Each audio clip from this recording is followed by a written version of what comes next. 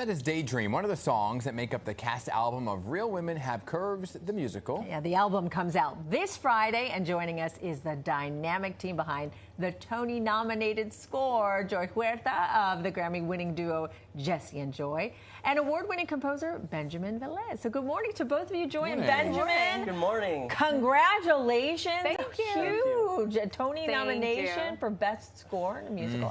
First of all, your reaction when you got the news. Oh, thank you so much.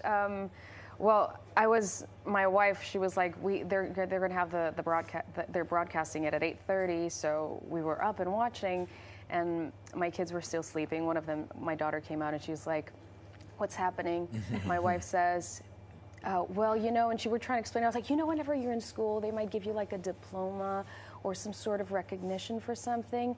Well, you know, I've been working on this musical for a while, and she's like, well, you might even get a trophy. I was like, yeah, she got it. Yeah. It was really emotional. And we called each other right after, and we're blubbering to each other. Right. And it was moving because her daughter's 6, and we've been working on this for 5 years, and you can kind of measure her daughter's life. Yeah. How long we've been working on this. Oh my gosh. I guess talk about how you kind of came about with some of the ideas and lyrics that were in some of the music that we saw on the show.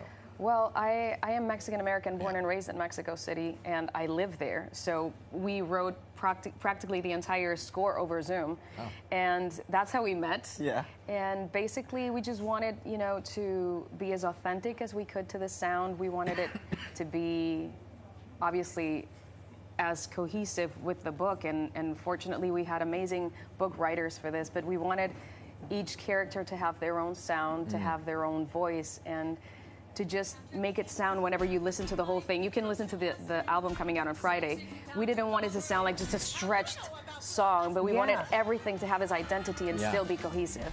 But you also still dipped into the culture, like the music, right? Yes. Yeah, I mean, I'm born and raised in Miami. My dad's Colombian, and I knew a lot of these women growing up. I mean, the show takes place in a garment factory full of undocumented workers, and we wanted to kind of just show that they're normal people, and they get through the day with humor and joy, and they have the strength that we don't need to pity them, but we need to just admire them for just how hard they work. Yeah. And did you feel, I get the Tony nomination is just icing on the cake of everything that you've been working on, right? But this is also Fan Week at the theater, anticipation for the album coming out. So besides Tony nominations, I mean, just kind of hearing and seeing the fans and their reaction, what that's been like for you in the moment. Oh, it's so special. I mean, we've met people who've come to see the show already 5, 6 times, and it just shows you that it really touches them somewhere deep to come.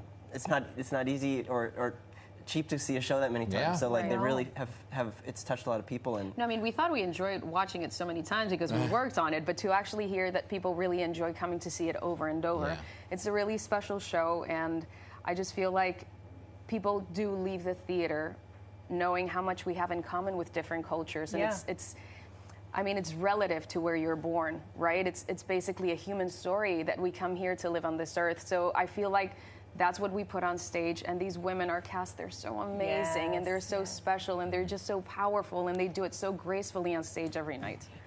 Have you gone in there since, like, and sat in there so without telling anybody it's so who you fun are? because nobody knows. Nobody knows. What is that like, though, to see people so moved by your work? It's funny because at the very beginning, because I'm new to theater, I would just watch the show over and over. And then after knowing like everyone's piece of dialogue, I just started clocking people. Like for some reason, someone calls you in, you know what I mean? It's like I start seeing someone and someone catches my eye, and that'll be my show. And I'll be like watching their reaction and just seeing how much they get involved in the story, because it's, you know, at the beginning of the show, I feel like people kind of think, oh, I know what this show is going to be like.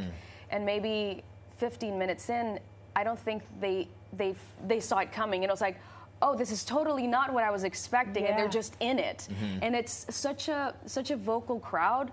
I feel like after all the things that we've been to, we've been to theater lately, and it's just it's different. People are engaging. People are just rooting for the women on stage, and it's such a different experience. I mean, that's why you go to the theater, for that kind of experience you can't get just watching a screen. And people just really get invested, and they're having so much fun. I think that's the surprising thing to them, is that it's just a fun ride. Part of what I love being in the audience is not only witnessing what's happening on stage, but seeing the joy that's happening around you at the same time. We have a producer upstairs, Veronica Rosario, and one of our hosts in the next hour, Marisol Castro, said this show is not only just amazing, but it's amazing for them to see representation on the stage, right? And so I guess that's part of the story, right? Is seeing you're talking about people who are coming back 5-6 times. Is it because of the representation factor at the same time?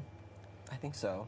Part of it. I mean, I think I've seen it touch people both who this is their story and who their parents were immigrants, and other people who on the surface you wouldn't think would see themselves, but they do, because it's a family story about difficult relationship between a mother-daughter and the different expectations they each have, and that just touches a lot of people.